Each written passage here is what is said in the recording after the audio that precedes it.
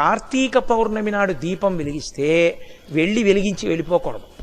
కొవ్వొత్తితో అస్సలు వెలిగించకూడదు దీపాన్ని. ఎందుకంటే అది చచ్చిపోయిన జంతువు యొక్క కొవ్వుతో తయారు చేయబడుతుంది. వెంటనే ఆ దీపం అపవిత్రం అవుతుంది. కాబట్టి కొవ్వొత్తులతో వెలిగించకూడదు, అగ్గిపుల్లతో వెలిగించకూడదు. కార్తీక పౌర్ణమి నాడు సుగంధమైనటువంటి దాంతో, అంటే అగరుపుల్ల వెలిగించుకుని అగరపుల్లతో దీపాన్ని వెలిగించుకోవాలి. వెలిగించి వదిలేయకూడదు.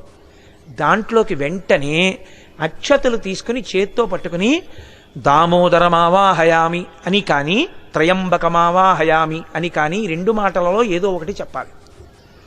అంటే దామోదరుణ్ణి కానీ త్రయంబకుణ్ణి కానీ దీపం మీదకి ఆహ్వానం చెయ్యాలి.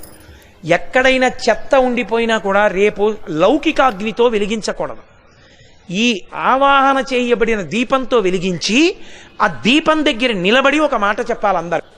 కీటాః పతంగాః మశకాశ్చ విప్రాః